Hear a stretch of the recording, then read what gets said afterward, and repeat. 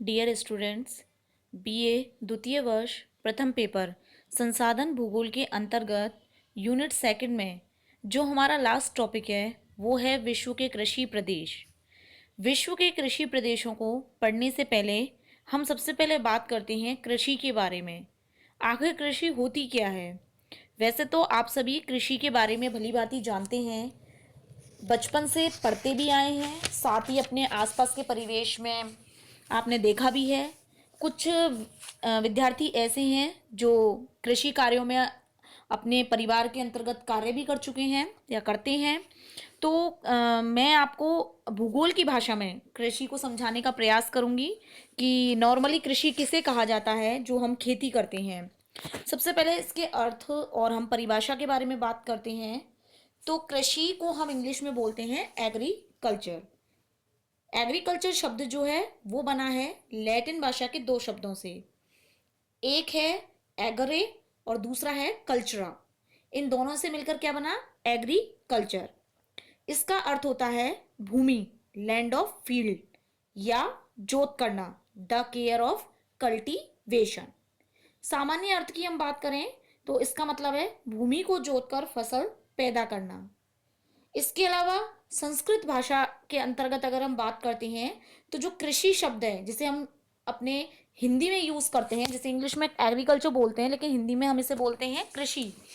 तो कृषि शब्द जो है वो संस्कृत भाषा का शब्द है और इसकी उत्पत्ति हुई है कृष धातु से। इसका अर्थ भी होता है जोतना या खींचना। तो चैम्बर शब्दकोश 1950 में वॉटसन ने कृषि शब्द से जो मूल आशय बताया वो मृदा संस्कृति से बताया, यानी मिट्टी की जुताई जो है वही कृषि है। तो इस तरीके से हम देख सकते हैं कि फसलें उगाना कृषि कार्य के अंतर्गत शामिल किया जाता है। एक क्षेत्र या किसी भी क्षेत्र की जुताई को हम इसके अंतर्गत शामिल करते हैं। कृषि का अर्थ है फसल उत्पादन करने की प्रक्रिया। फसल उत्पादन और पशुपालन आदि की जो कला, विज्ञान और तकनीक है उसे हम कृषि कहते हैं। अर्थात कृषि के अंतर्गत हम फसल उत्पादन और पशुपालन दोनों को ही शामिल करते हैं। जब भूमि के उपयोग के द्वारा फसल उत्पादन करने की क्रिया की जाती है तो उसे हम कृषि कहते हैं। कृषि एक प्राथमिक कार्य है और इसका उद्देश्य है प्राकृतिक संसाधनों के उपयोग द्वारा मानवीय आवश्यकताओं की पूर्ति करना।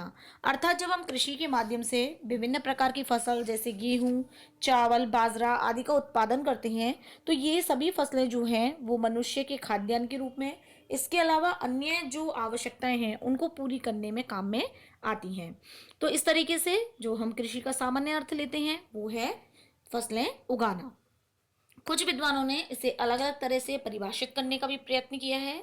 जैसे जिम्बरमैन ने कहा है, कृषि के अंतर्गत वे उत्पादक प्रयास सम्मिलित हैं जो भूमि पर बसे हुए मानव द्वारा उपयोग किए जाते हैं और संभव हो तो मानव पौधे एवं पशु जीवन या प्राकृतिक विकास की प्रणाली को अधिक उन्नत या प्रगतिशील बनाता है और ये लक्ष्य रखता है कि इन पद्धतियों के द्वारा अपनी वनस्पति या पशु संबंधी पदार्थों की आवश्यकता पूरी हो। मैकार्टी ने कहा है, फसलों एवं पौधों की उद्देश्य देखरेख को कृषि कार्य कहा जाता है। अर्थात हम इन दोनों ही परिभाषाओं से ये अर्थ निकालते हैं कि कृषि मानव की बहुउद्देश्य क्रिया है जिसके अंतर्गत मानव की जो आवश्यकताएं हैं उनकी पूर्ति प्रत्यक्ष या अप्रत्यक्ष रूप से होती है। कहने का तात्पर्य यह है, मनुष्य द्वारा अपनी आवश्यकताओं की पूर्ति के लिए जो कृषि कार्य किया जाता है, जो पेड़ पौधों की देखभाल संबंधी कार्य किया जाता है, उसे हम कृषि कहते हैं। कृषि का अर्थ और इसकी परिभाषा के बाद में हम बात करते हैं कृषि के प्रकारों के बारे में। कृषि भी अलग अलग प्रकार की होती है। हर क्षेत्र की जलवायु, बहुत सारे ऐसे भौगोलिक तत्व होते हैं जो कृषि को प्रभावित करते हैं। सभी जगह पे हम एक जैसी कृषि नहीं कर सकते। तो सबसे पहले हम देखते हैं कि ऐसे कौन कौन से कारक हैं जिनका प्रभाव कृषि पर पड़ता है। उच्चावच, उच्चावच का मतलब है जो ढलान वाले क्षेत्र हैं वहां पे अलग प्रकार की कृषि होगी, समतल क्षेत्र में अलग होगी, दलदली क्षेत्र में अलग होगी, पहाड़ी पठारी सभी क्षेत्रों में जो कृषि है वो अलग तरह की होती है। सेकंड है भूमि की उपलब्धता, किस क्षेत्र में कितनी मात्रा में भूमि उपलब्ध है, इस पर भी कृषि निर्भर करती है। जलवायु, ये मैंने आपको बताया। हर फसल जो होती है वो अलग अलग प्रकार की जलवायु में होती है। जैसे कि हम सूती वस्त्र उद्योग के लिए जब कपास का उत्पादन करते हैं तो उसके लिए आर्द्र जलवायु चाहिए, या अन्य किसी फसल की बात करें तो उसके लिए अलग जलवायु चाहिए। उपजाऊ मिट्टी होनी चाहिए।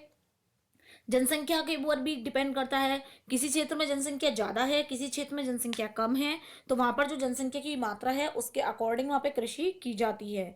इसके अलावा आर्थिक कारक और तकनीकी विकास के जो कारक हैं उनको भी ध्यान में रखा जाता है। कहीं पर आर्थिक यानी इकोनॉमिक फैसिलिटी कितनी उपलब्ध है, टेक्निकल फैसिलिटी कितनी उपलब्ध है, इन सभी बातों पर जो है वो कृषि निर्भर करती है। तो इस तरीके से हर क्षेत्र में जो भौगोलिक कारक हैं उनमें अंतर देखने को मिलता है। तो भौगोलिक कारकों के अंतर के साथ कारण हर जगह पर जो कृषि के प्रकार हैं उसमें भी अंतर आता जाता है।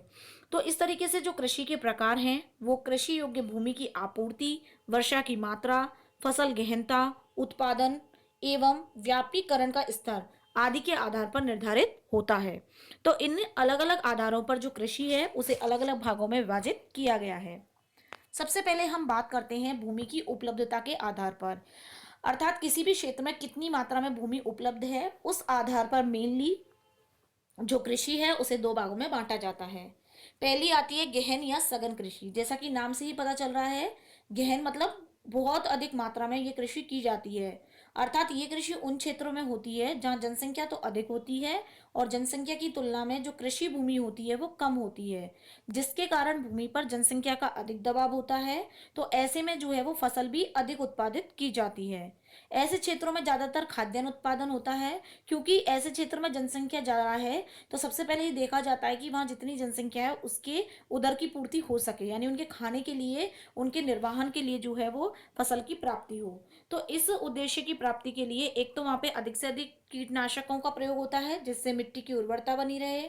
इसके अलावा फसल चक्र पद्धति भी अपनाई जाती है और अधिक उत्पादन के लिए एक खेत में ही एक से अधिक फसलें एक साथ उगा दी जाती हैं।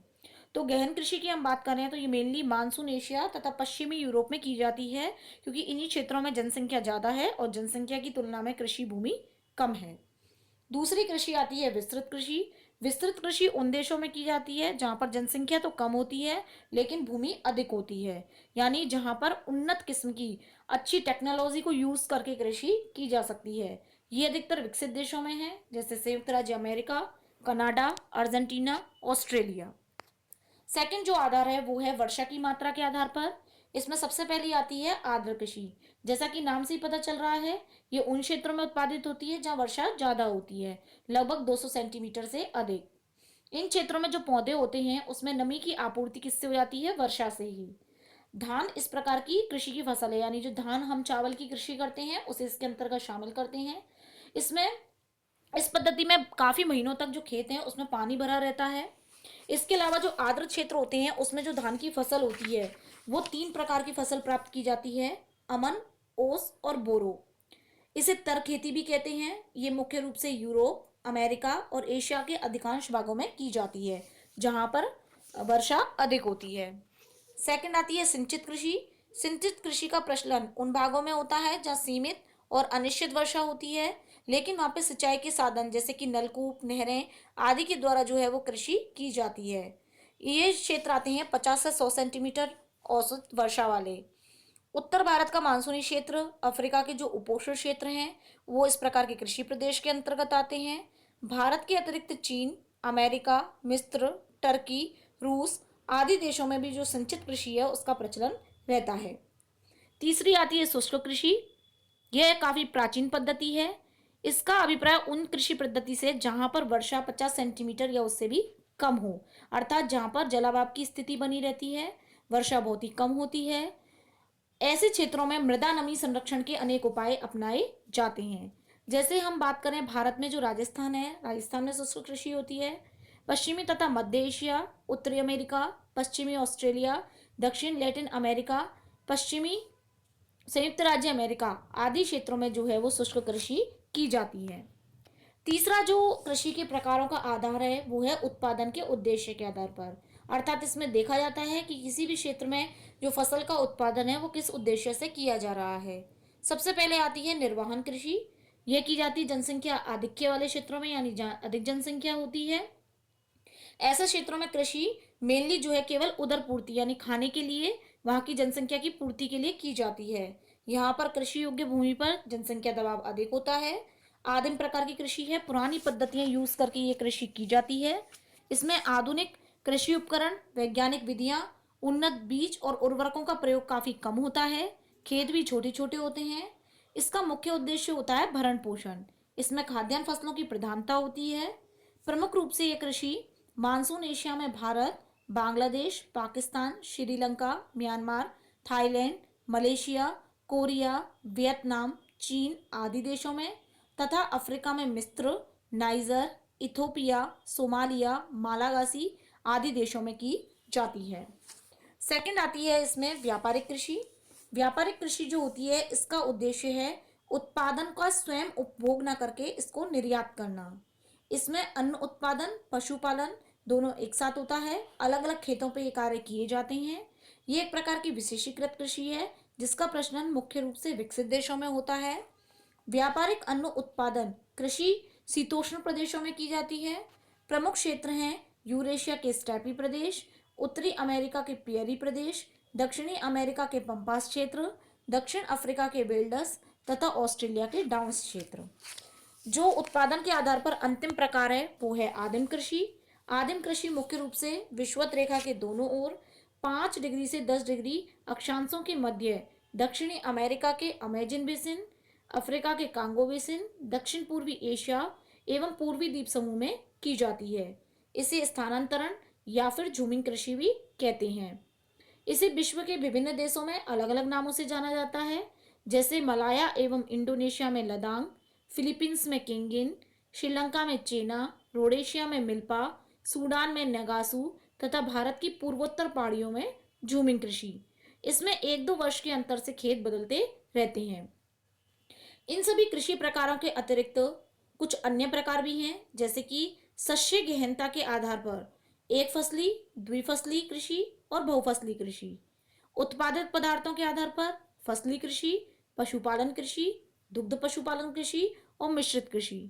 इसके अलावा कुछ और विद्वानों ने भूस्वामित्व और संचालन संस्था के आधार पर सामूहिक खेती और सहकारी खेती, सोपानी खेती में भी वर्गीकृत किया है। इसके अलावा खेती का एक और प्रकार माना जाता है ट्रक फार्मिंग। ट्रक फार्मिंग खेती क्या होती है, इसमें ज़्यादातर जो शहर होता है उसके नज़दीकी आसपास के क्षेत्रों में फल सब्जियों का उत्पादन होता है और ट्रकों के माध्यम से ये शहरों में पहुंचाई जाती हैं। इस प्रकार की खेती कैलिफोर्निया में होती है। इसके अलावा एक सोपानी कृषि भी है जो कि पहाड़ी ढालों पर सीढ़ीनुमा खेत बना करके की जाती है। तो इस तरीके से विश्व में भिन्न भिन्न प्रकार के जो कृषि हैं उनका प्रचलन देखने को मिलता है। अलग अलग रूपों में कृषि कार्य किए जाते हैं। वहाँ पर उपलब्ध जो भौगोलिक परिस्थितियां हैं उनको देखकर ध्यान में कृषि की जाती है। तो कृषि प्रदेशों को पढ़ने से पहले पहले मैंने आपको क्लियर किया कि कृषि क्या होती है। अब कृषि प्रदेश क्या होते हैं, किन आधार पर इनका निर्धारण होता है, इसके बारे में हम अपने नेक्स्ट लेक्चर में पढ़ेंगे।